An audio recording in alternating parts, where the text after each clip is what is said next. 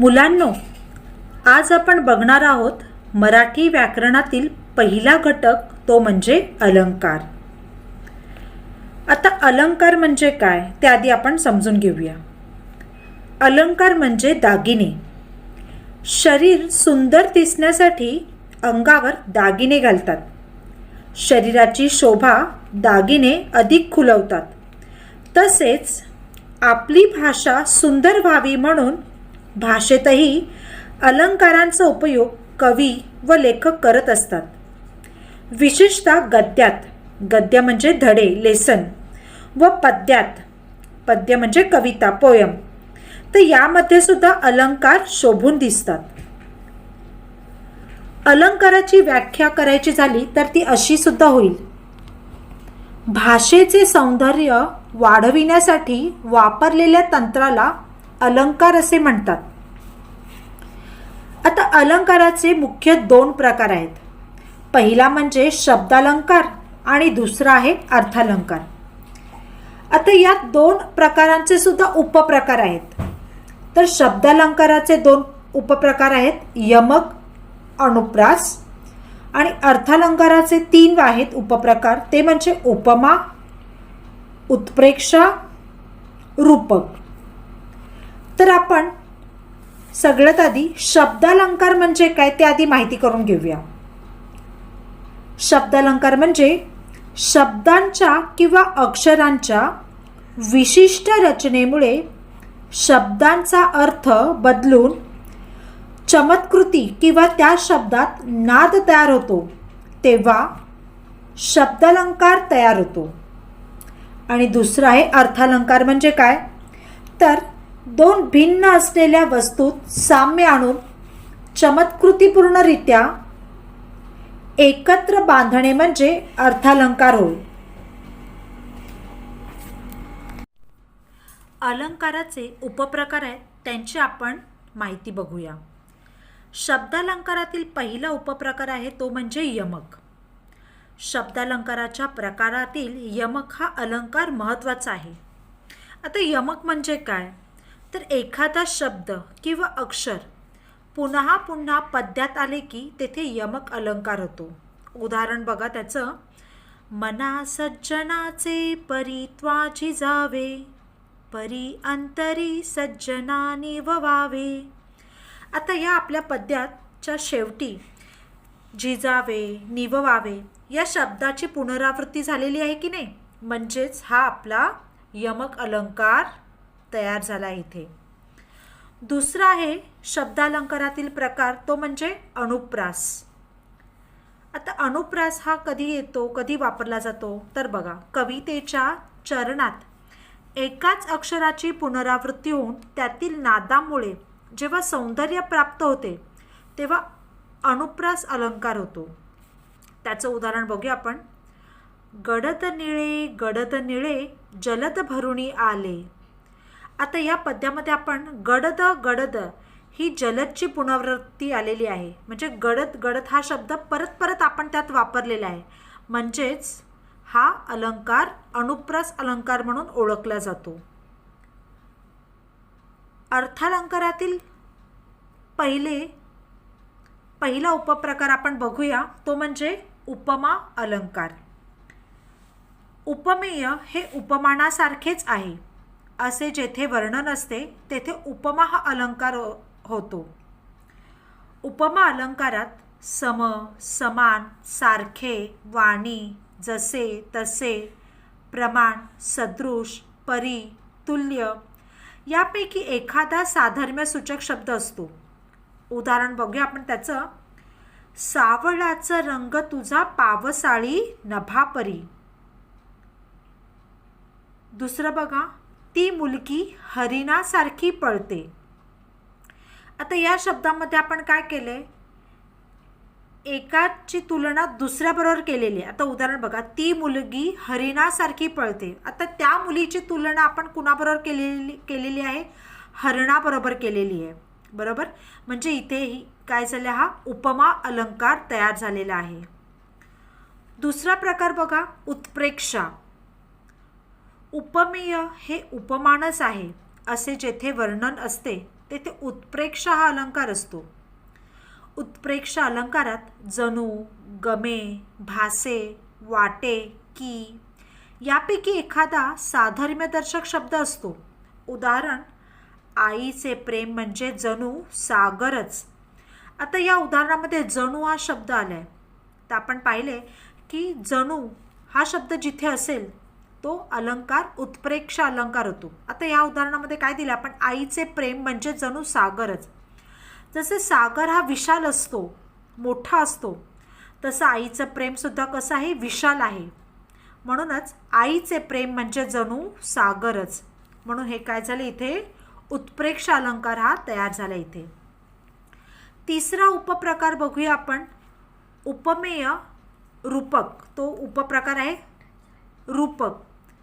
उपमेय आणि उपमान यात एकरूपता आहे असे वर्णन केलेले असते, तेथे रूपक अलंकार असतो.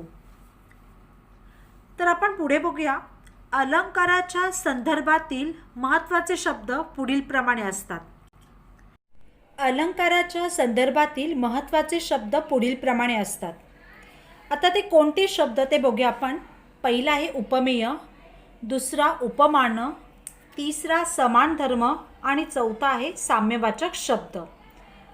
आता उपमेय म्हणजे काय, तर ज्याची तुलना करायची ते उपमेय.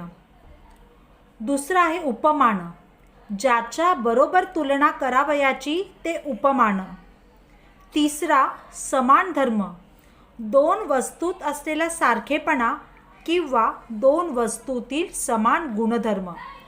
आणि चौथा आहे साम्यवाचक शब्द, वरील सारखेपणा दाखविण्यासाठी वापरलेला शब्द. आता हेच आपण उदाहरणातून बघूया. उदाहरण आहे, आंबा साखरेसारखा गोड आहे. आता या उदाहरणामध्ये आंबा हे एक उपमेय आहे. आता आंब्याची तुलना आपण कशाबरोबर केलेली आहे, तर ती साखरेबरोबर, म्हणजे साखर हे काय झालं, उपमान. आंबा आणि साखर या दोन्ही वस्तूंची चव कशी, समान धर्म कोणता त्यांचा झाला, तर गोडपणा.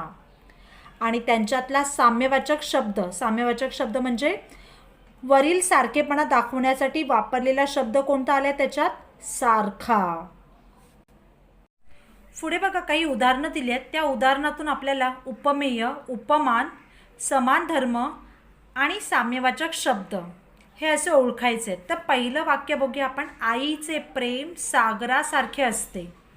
आता आईचे प्रेम हे उपमेय आहे, सागर हे उपमान आहे. आता आईच्या प्रेमाची तुलना आपण कोणाबरोबर केलेली आहे, तर सागराबरोबर, हो की नाही. आता त्या वाक्यात आई आणि आईचं प्रेम आणि सागर या दोघांमधला साधर्म्यदर्शक शब्द काय दिला आपल्याला, सारखे, हो की नाही. आणि साधर्म्यदर्शक गुण काय झाला दोघांमधला, आईच्या प्रेमाची तुलना सागराबरोबर केली की नाही, तर याच्यातला गुण कोणता झाला, तर विशालता. दुसरं उदाहरण बघूया आपण, आमच्या गावचे सरपंच कर्णासारखे दानशूर आहेत. आता या वाक्यातलं उपमेय काय झालं, तर सरपंच. उपमान काय आहे, तर कर्ण. साधर्म्य दर्शक शब्द काय झाला त्यातला, सारखे. आणि साधर्म्य दर्शक गुण आहे दानशूरपणा, बरोबर. त्या पुढचं आपण तिसरं वाक्य बघूया, राधाचा आवाज कोकिळेसारखा मधुर आहे. आता या वाक्यात आपण राधाचा आवाज हे उपमेय वाक्यामध्ये येतं, बरोबर. तर त्या राधाच्या आवाजाची तुलना आपण कोणाबरोबर केली आहे, तर कोकिळेबरोबर. तर कोकिळा हे काय आहे, उपमान. सारखा हे काय झालं त्या वाक्यातला, साधर्म्य दर्शक शब्द. आणि गुण कोणता आहे, तर मधुर. कारण राधाचा आवाज आणि कोकिळेचा आवाज हा दोघींचाही आवाज कसा दाखवला आपण, मधुर आहे. तर मधुर हा गुण त्या वाक्यातला साधर्म्यदर्शक गुण आहे. ठीक आहे. आता आपण बघणार आहोत उपमा व उत्प्रेक्षा या अलंकाराचा अभ्यास. तर पहिला आहे उपमा अलंकार. आता उपमा अलंकार म्हणजे काय ते आपण परत एकदा बघूया. दोन वस्तूंतील किंवा कृतींतील साम्य चमत्कृतीपूर्ण रीतीने वर्णन केलेले असते तिथे उपमा हा अलंकार होतो. या अलंकारात सम, समान, सारखे, वाणी, जैसे, तैसे, प्रमाण, सदृश, परी यासारखे शब्द येतात. आता ते उदाहरणातून पण बघूया आपण. बघा, वरती एक उदाहरण दिले तुम्हाला. सावळाचं रंग तुझा पावसाळी नभापरी. आता ह्याच्यामध्ये तुम्हाला मी 4 बॉक्स दाखवले. तिथे उपमेय, उपमान, समान धर्म आणि साधर्म्यवाचक शब्द. तर त्या उदाहरणातले ते शब्द आपल्याला त्या चौकटीत त्या बॉक्समध्ये भरायचे आहेत. तर बघा, सावळाचं रंग तुझा पावसाळी नभापरी. आता या वाक्यात उपमेय शब्द कोणता झाला आपला? तर सावळा रंग. तर तो त्या उपमेयमध्ये आपल्याला लिहायचा आहे. दुसरा दिलाय उपमान. आता उपमान काय झाला त्या वाक्यातला आपला? तर पावसाळी नभ.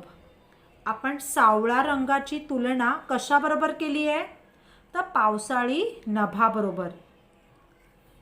तिसरा आहे समान धर्म. आता या वाक्यातला रंग, रंग हा काय झाला? समान धर्म आहे त्यांचा. आणि चौथा प्रकार आहे बघा, साधर्म्यवाचक शब्द. आता या वाक्यात परी, परी या शब्दामुळे आपल्याला हा अलंकार उपमा अलंकार असल्याचं समजतं. बरोबर? म्हणजेच काय? तर वरील उदाहरणात तुझा रंग याला पावसाळ्यातल्या नभाची उपमा दिल्यामुळे इथे उपमा अलंकार झाला आहे. दुसरं उदाहरण बघूया आपण. कमला परी मिटती दिवस उमलुनी तळ्यात. आता या वाक्यामध्ये आपल्याला दिवसाची तुलना कशाबरोबर केलेली आहे? तर कमळाबरोबर. तर बघा, उपमेय काय झालं या वाक्यात? दिवस. उपमान काय आहे? कमल. समान धर्म काय झाला याच्यातला? मिटणे आणि उमलणे. आणि साधर्म्यवाचक शब्द आहे परी. म्हणजेच काय? तर या वाक्यात आपल्याला उगवणे आणि मावळणे या क्रियेला काय म्हटलं गेलं आहे? कमळाचे उमलणे व मिटणे अशी ती उपमा इथे दिलेली आहे. तर आपण बघूया पुढचा अलंकाराचा प्रकार आपला उत्प्रेक्षा अलंकार. आता उत्प्रेक्षा अलंकार म्हणजे काय ते आधी आपण बघूया. उपमेय हे जणू उपमानच आहे अशी कल्पना केलेली असते तेव्हा उत्प्रेक्षा अलंकार होतो. या अलंकारात जणू, काय, जेवी, गमे, भासे, वाटे, की, जसे, तसे हे शब्द येतात. तसेच त्याचं आपण उदाहरण सुद्धा बघूया. हा आंबा जणू काय साखर वाटेल तुम्हाला. आता या वाक्याचं सुद्धा आपल्याला उपमेय, उपमान, साधर्म्यवाचक शब्द आणि साधर्म्य शब्द गुण ओळखायचं आहे. तर आपण कसं ओळखणार ते?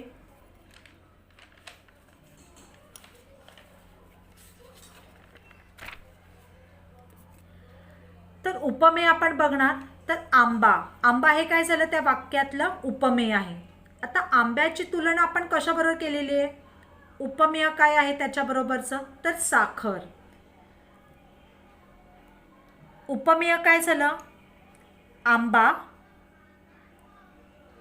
उपमान आहे साखर. साधर्म्यदर्शक शब्द आहे जणू आणि साधर्म्यदर्शक गुण आहे गोडवा. तसेच आणखीन काही उदाहरणं दिलेत बघा. गरगर फिरे विमान हलवुनी, पंख उडत नभी हे पक्षीच जणू महान. आता या वाक्यातलं उपमेय काय आहे तर विमान. कुणाबरोबर तुलना केली आहे त्याची, उपमा कुणाबरोबर केलेली आहे तर पक्षी. उपमेय विमान, उपमान पक्षी, साधर्म्य दर्शक शब्द आहे त्याच्यातला जणू आणि गुण काय झाला त्याच्यातला साधर्म्य दर्शक गुण काय आहे उडणे. दुसरं उदाहरण बघा त्यातलंच. तारांगणही स्पष्ट बिंबले, स्नाना जणू हे मुनी अवतरले. आता या वाक्यातलं उपमेय आहे तारांगण. त्या तारांगणाची तुलना आपण कशाबरोबर केलेली आहे मुनी बरोबर, तर मुनी. त्यातला साधर्म्यदर्शक शब्द काय झाला आपला तर जणू आणि गुण काय आहे त्यातला साधर्म्यदर्शक गुण काय आहेत तारांगण आणि मुनी. हे दोघेही कसे असतात तेजस्वी असतात. तर त्या दोघांचा गुण काय दाखवला आपण तेजस्वीपणा. बरोबर. मुलांनो, मी आशा करते की तुम्हाला हा व्याकरणातील पहिला घटक अलंकार व त्याचे प्रकार उदाहरणासह दिले आहेत ते समजले असतील. तसेच मी काही अलंकारांची उदाहरणे दिलेली आहेत ती पूर्ण करावीत. शिवाय व्हिडिओमध्ये अलंकार, त्याचे प्रकार, उपमा अलंकार, उत्प्रेक्ष अलंकार या सर्वांची व्याख्या दिलेली आहे.